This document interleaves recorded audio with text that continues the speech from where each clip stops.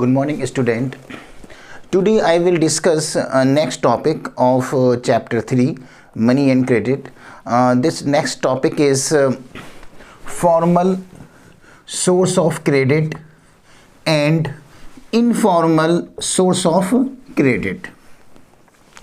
First of all, what is formal source of credit and informal source of credit, and what is the main difference between formal and informal source of credit? Okay, first of all, we will discuss the meaning of formal source of credit. Actually, formal source of credit is that source of credit which is registered by the government. This source of credit, actually it provide loan to the public, but this formal source of credit must be registered by the government. For example, commercial bank include informal source of credit, and this commercial bank is registered by the Banking Regulation Act 1949. Okay, so commercial bank is registered by the government, and this commercial bank is registered by the Banking Regulation Act 1949. So formal source of credit is that source of credit which is registered by the government. First point. Formal source of credit is that source of credit which has some rules and regulation, and the employees of formal source of credit must follow these rules and regulation. If any employee does not follow rules and regulation, then formal source of credit can take action against that particular employee. Okay, and this formal source of credit also supervised by Central Bank of the country, or that is Reserve Bank of India. Reserve Bank of India supervise the functions and all the activities of formal source of credit. Formal source of credit provide loan to the public on the basis of some security. Formal source of credit charge low rate of interest on loan in order to provide welfare to the public. The example of formal source of credit are commercial banks, cooperative credit society, and NABARD bank. The full form of NABARD is National Bank for Agriculture Rural Development. This bank was established in order to provide loan for farmers only. The NABARD bank was established in order to provide loan to the farmers for purchasing fertilizer, for purchasing insecticide, pesticide, for purchasing tractor, tubewell, etc. Okay. Commercial banks, cooperative credit society, NABARD bank, these are the examples of formal source of credit.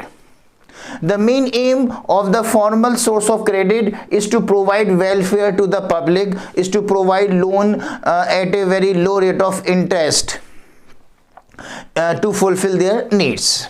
Okay तो formal source of credit एक वो source of credit है जो public को loan provide करती है. हम सब लोगों को जो लोन चाहिए, उस लोन के दो सोर्सेस हैं. दो तरह से हम लोगों को लोन मिल सकता है. एक तो फॉर्मल सोर्सेस से हम लोगों को लोन मिल सकता है, और एक इनफॉर्मल सोर्स से भी हमें लोन मिलता है. तो फॉर्मल सोर्स ऑफ क्रेडिट किसे कहते हैं कि फॉर्मल सोर्स ऑफ क्रेडिट एक वो सोर्स है जो गवर्नमेंट की तरफ से रजिस्टर्ड होता है. जैसे कमर्शियल बैंक है, तो कमर्शियल बैंक भी फॉर्मल सोर्स ऑफ क्रेडिट के अंदर आता है, और कमर्शियल बैंक भी बैंकिंग रेगुलेशन एक्ट 1949 के थ्रू रजिस्टर्ड होता है. कोऑपरेटिव क्रेडिट सोसाइटी भी जो है वो गवर्नमेंट के थ्रू रजिस्टर्ड की जाती है. तो कोऑपरेटिव क्रेडिट सोसाइटी और कमर्शियल बैंक ये दोनों फॉर्मल सोर्स ऑफ क्रेडिट हैं.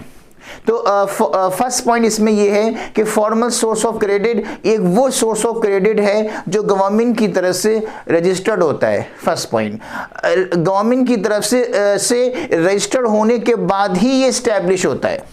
बगैर रजिस्ट्रेशन के फॉर्मल सोर्स ऑफ क्रेडिट को इस्टेब्लिश नहीं कर सकते।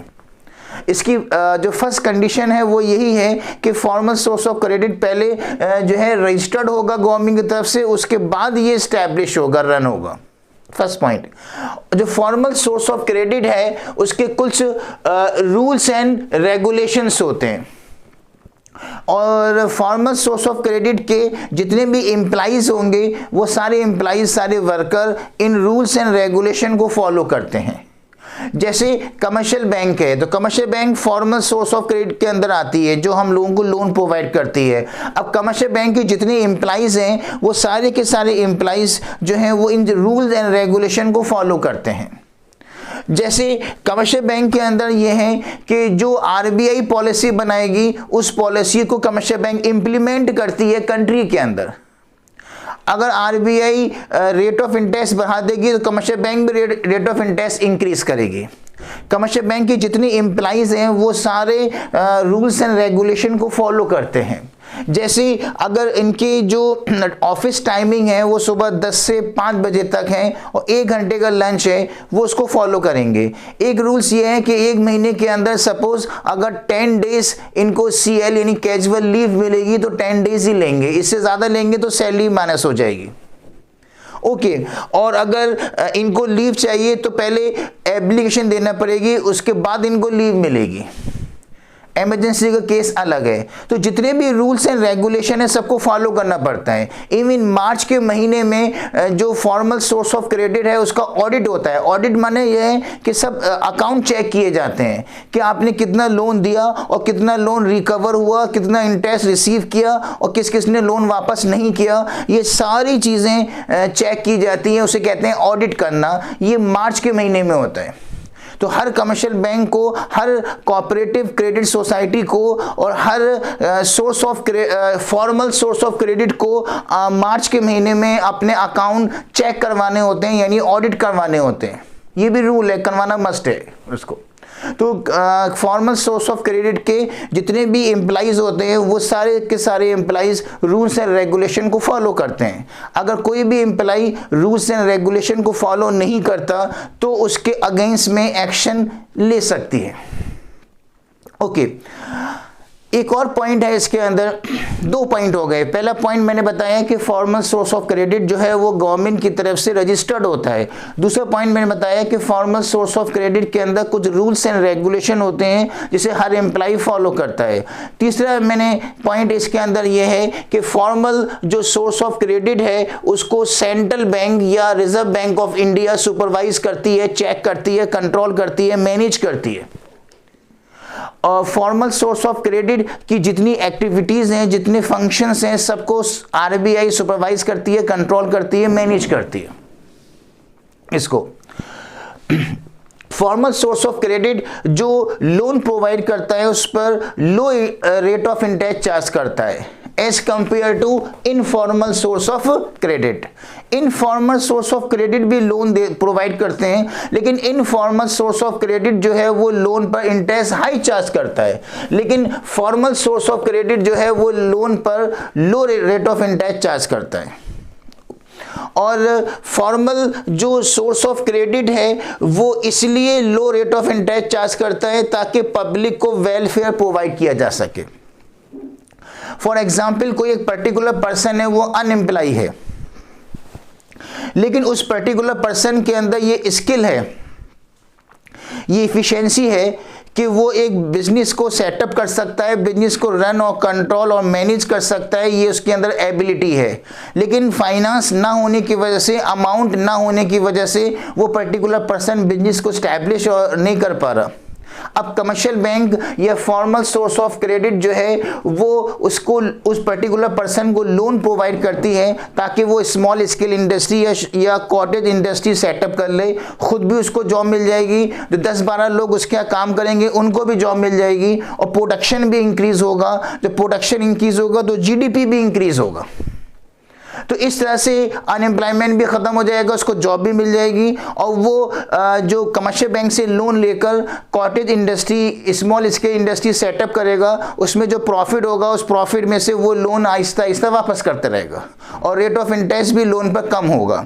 इस तरह से कमर्शियल, ये जो फॉर्मल सोर्स ऑफ क्रेडिट है, इसका एम है टू प्रोवाइड वेलफेयर। ऐसे वो वेलफेयर प्रोवाइड कर सकती है, लोगों को जॉब प्रोवाइड कर सकती है, प्रोटेक्शन भी इंक्रीज हो सकता है। तो वेलफेयर प्रोवाइड करना ये इसका मेन एम है फॉर्मल सोर्स ऑफ क्रेडिट का।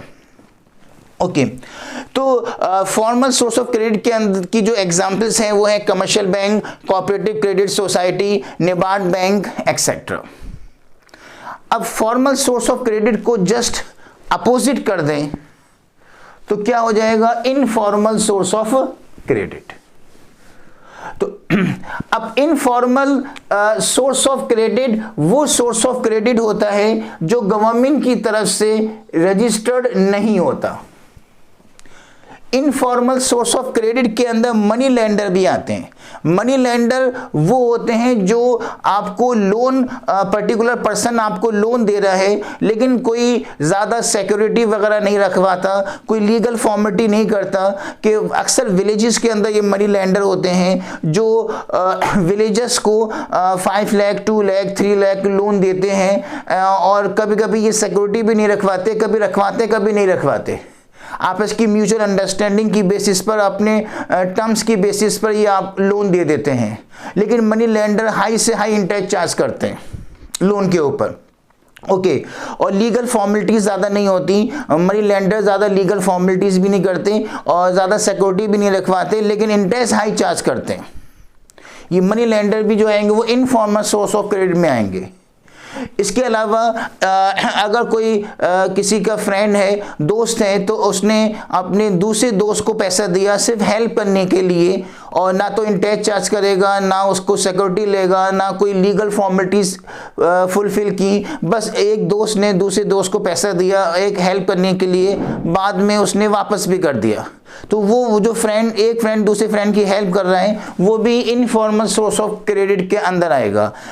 ओके, इसी तरह से कोई अगर रिलेटिव्स या कोई भी कजिन अपने दूसरे रिलेटिव को, कजिन को पैसे देता है हेल्प करने के लिए, तो वो भी इनफॉर्मल सोर्स ऑफ क्रेडिट में आता है। ओके, तो ये जो मनी लेंडर या फ्रेंड्स या रिलेटिव पैसा दे रहे हैं, ये किसी एक्ट के थ्रू रजिस्टर्ड नहीं होते। ओके, और ये इसमें कोई रूल्स एंड रेगुलेशन भी नहीं होता, कोई रूल्स एंड रेगुलेशन फॉलो नहीं किए जाते इसके अंदर। और इस इनफॉर्मल सोर्स ऑफ क्रेडिट को सुपरवाइज करने के लिए कोई ऑर्गेनाइजेशन नहीं है, कोई सेंट्रल बैंक या आरबीआई या डब्ल्यूटीओ कोई भी इनफॉर्मल सोर्स ऑफ क्रेडिट को सुपरवाइज नहीं करती, चेक नहीं करती, कंट्रोल नहीं करती, मैनेज नहीं करती। जिस तरह से फॉर्मल सोर्स ऑफ क्रेडिट को आरबीआई सुपरवाइज करती है, लेकिन इनफॉर्मल सोर्स ऑफ क्रेडिट को कोई सुपरवाइज नहीं करता। फॉर्मल सोर्स ऑफ क्रेडिट में कुछ रूल्स एंड रेगुलेशन होते हैं, लेकिन इनफॉर्मल सोर्स ऑफ क्रेडिट में कोई रूल्स एंड रेगुलेशन नहीं होते। ओके, इसी तरह से इनफॉर्मल सोर्स ऑफ क्रेडिट कभी कभी बगैर सिक्योरिटी के भी लोन दे देता है। फॉर्मल सोर्स ऑफ क्रेडिट में सिक्योरिटी के बेस पर लोन दिया जाता है। अगर आप जो फॉर्मल सोर्स ऑफ क्रेडिट है, जैसे कमर्शियल बैंक है, अगर कमर्शियल बैंक से लोन लेंगे तो कमर्शियल बैंक आपसे सिक्योरिटी रखवाएगी तब लोन देगी, लेकिन इनफॉर्मल सोर्स ऑफ क्रेडिट बगैर सिक्योरिटी के भी लोन दे सकता है। कोई एक दोस्त है या वो दूसरे दोस्त को पैसा दे रहा है, कोई रिलेटिव, एक रिलेटिव दूसरे रिलेटिव को पैसा दे रहा है, तो वो आपस की म्यूचुअल अंडरस्टैंडिंग के बेसिस पर लोन दे देते हैं, पैसा दे देते हैं हेल्प करने के लिए, और उस पर कोई सिक्योरिटी भी नहीं रखवाते। तो सिक्योरिटी रखवाएं ना रखवाएं कोई कंपलसरी नहीं है। मनी लेंडर में भी कभी कभी सिक्योरिटी रखवाता है इनफॉर्मल सोर्स ऑफ क्रेडिट में, लेकिन फ्रेंड्स और रिलेटिव जो है वो सिक्योरिटी नहीं रखवाते, बगैर सिक्योरिटी को हेल्प कर देते हैं इसमें। लेकिन मनी लेंडर जो है वो लोन पर high rate of interest charge करता है, और इस तरह से वो पब्लिक को एक्सप्लॉइट करता है। और मनी लेंडर का जो मेन एम है वो क्या है, टू अर्न मैक्सिमम प्रॉफिट। इस वजह से वो हाई से हाई लोन पर इंटरेस्ट चार्ज करता है। लेकिन जो फ्रेंड्स हैं या फिर कोई रिलेटिव हैं वो इंटरेस्ट चार्ज नहीं करते, उनका एम जो है वो है कि हेल्प करना उनका एम होता है, उनका एम टू अर्न प्रॉफिट नहीं होता। ओके इस तरह से। तो in short informal source of credit is that source of credit which is not registered by the government, it has no rules and regulation, any organisation does not supervise the function of informal source of credit. Informal source of credit may be provide loan without security. Okay, for example, friends and relatives provide loan without security, but money lender provide loan with security. Money lender may be charge a high rate of interest on loan in order to earn more profit, and money lender can exploit the public, but friends and relatives do not charge rate of interest on loan. They only give money to the friends, and they give money to the relative only for help. Okay. And the main aim of the money lender is to earn maximum profit. That's why money lender charge high rate of interest. But the main motive of friends and relative is to provide welfare, is to help the other person. Okay, so the example of informal source of credit are the friends, relatives and money lenders. Okay, so it is informal source of credit. अब इन दोनों में difference क्या है? Formal source of credit और informal source of credit में दोनों में difference क्या है? एक्चुअली जो फॉर्मल सोर्स ऑफ क्रेडिट है वो गवर्नमेंट की तरफ से रजिस्टर्ड होता है, जैसे कमर्शियल बैंक है वो गवर्नमेंट की तरफ से रजिस्टर्ड होंगे, और कोऑपरेटिव क्रेडिट सोसाइटी भी गवर्नमेंट की तरफ से रजिस्टर्ड होती हैं। तो सारे फॉर्मल सोर्स ऑफ क्रेडिट जो है गवर्नमेंट की तरफ से रजिस्टर्ड होते हैं, लेकिन इनफॉर्मल सोर्स ऑफ क्रेडिट जो है वो रजिस्टर्ड नहीं होता। First difference, formal source of credit में कुछ रूल्स एंड रेगुलेशन होते हैं जिसे एम्प्लॉइज को फॉलो करना मस्ट है, लेकिन इनफॉर्मल सोर्स ऑफ क्रेडिट में कोई रूल्स एंड रेगुलेशन नहीं होते। फॉर्मल सोर्स ऑफ क्रेडिट को सेंट्रल बैंक या आरबीआई सुपरवाइज करती है, चेक करती है, कंट्रोल करती है, मैनेज करती है, लेकिन इनफॉर्मल सोर्स ऑफ क्रेडिट के फंक्शंस को कोई ऑर्गेनाइजेशन सुपरवाइज नहीं करती। फॉर्मल सोर्स ऑफ क्रेडिट में जो लोन प्रोवाइड किया जाता है उस पर low rate of interest charge किया जाता है, लेकिन इनफॉर्मल सोर्स ऑफ क्रेडिट में money lender high rate of interest charge करेगा, लेकिन फ्रेंड्स और रिलेटिव कोई इंटरेस्ट चार्ज नहीं करते, वो सिर्फ हेल्प करने के लिए देते हैं। इसके अंदर फॉर्मल सोर्स ऑफ क्रेडिट का जो एम होता है वो है to provide welfare to the public, लेकिन इनफॉर्मल सोर्स ऑफ क्रेडिट के अंदर मनी लेंडर के केस में कि मनी लेंडर का जो एम होता है वो होता है टू अर्न मैक्सिमम प्रॉफिट, इसी वजह से money lender high rate of interest charge करता है। फॉर्मल सोर्स ऑफ क्रेडिट की जो एग्जाम्पल है वो है commercial bank, cooperative credit society, NABARD bank. और इनफॉर्मल सोर्स ऑफ क्रेडिट की जो एग्जाम्पल है money lender, friends, relative, cousin etcetera. तो ये दोनों में डिफरेंस हुआ फॉर्मल सोर्स ऑफ क्रेडिट और इनफॉर्मल सोर्स ऑफ क्रेडिट के अंदर। अब हम एक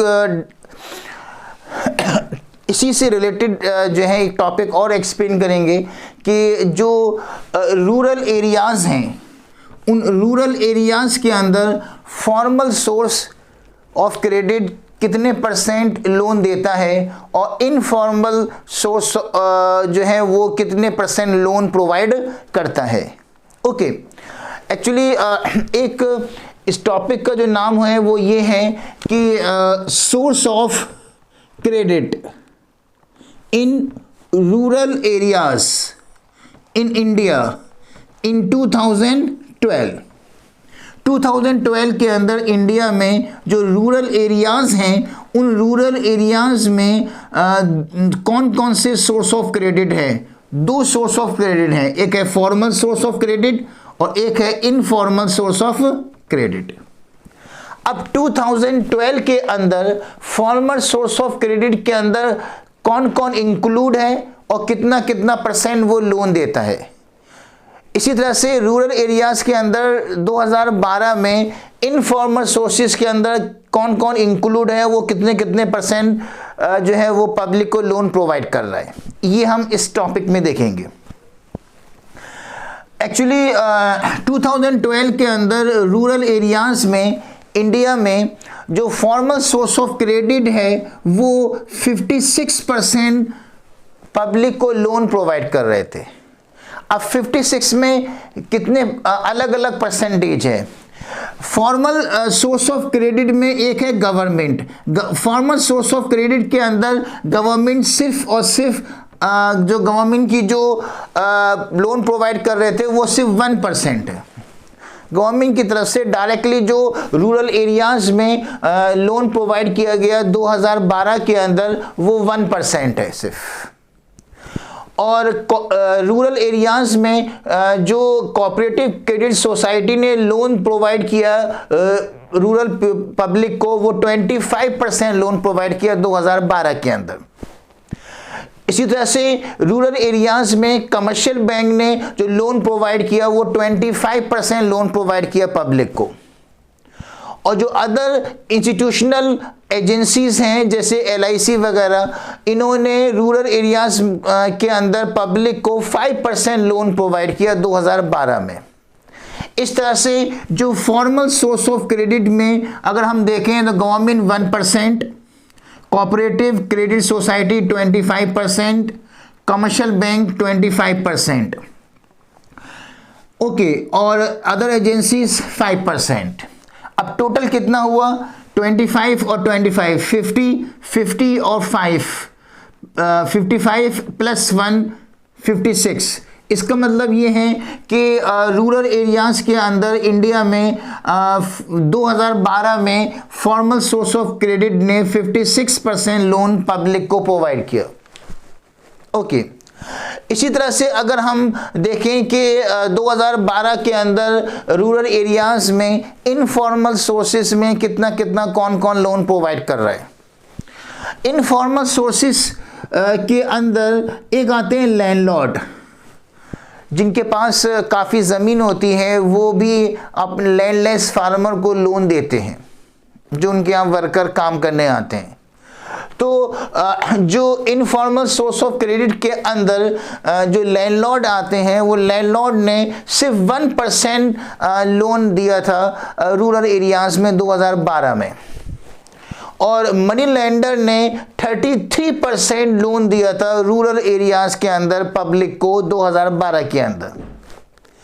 जो रिलेटिव्स एंड फ्रेंड्स हैं उन्होंने सिर्फ 8% लोन दिया था रूरल एरियाज में 2012 में। और इसके अलावा जो अदर नॉन इंस्टीट्यूशनल एजेंसीज हैं उन्होंने 2% लोन प्रोवाइड किया था रूरल एरियाज में 2012 के अंदर। इस तरह से इनफॉर्मल सोर्स ऑफ क्रेडिट के अंदर जो टोटल परसेंटेज हुई लोन प्रोवाइड करने की वो है 44%। 1% लैंडलॉर्ड लोन प्रोवाइड कर रहे हैं, मनी लेंडर 33%, 33 प्लस 1 34, फिर रिलेटिव्स प्रोवाइड लोन कर रहे हैं 8%, और अदर नॉन एजेंसीज प्रोवाइड कर रही हैं 2%। 8 plus 2 10, 10 plus 33 43, 43 plus 4 44%। It means 2012 के अंदर इंडिया में रूरल एरियाज में जो लोन प्रोवाइड किया गया है इनफॉर्मल सोर्स ऑफ क्रेडिट के थ्रू, वो 44% लोन प्रोवाइड किया गया है। ओके, तो इनफॉर्मल सोर्स ऑफ क्रेडिट ने 44% लोन प्रोवाइड किया है रूरल एरियाज में 2012 के अंदर। लेकिन जो फॉर्मल सोर्स ऑफ क्रेडिट है उसने 56% लोन प्रोवाइड किया रूरल एरियाज में 2012 के अंदर। टोटल 56 प्लस 44 100% हो गया। ये टोटल जो क्रेडिट है, जो टोटल लोन प्रोवाइड किया रूरल एरियाज के अंदर 2012 में 100%, उस 100% में से 56% loan formal source of credit ने दिया और 44% इनफॉर्मल सोर्स ऑफ क्रेडिट ने लोन प्रोवाइड किया। ये एक डाटा इंफॉर्मेशन थी कि कौन कौन से सेक्टर किस तरह से लोन प्रोवाइड कर रहे हैं। ओके तो ये आपका टॉपिक कंप्लीट हो गया, फॉर्मल सोर्स ऑफ क्रेडिट और इनफॉर्मल सोर्स ऑफ क्रेडिट, इनकी मीनिंग भी हो गया और प्लस इनका कंपैरिजन भी हो गया। ठीक है, थैंक यू।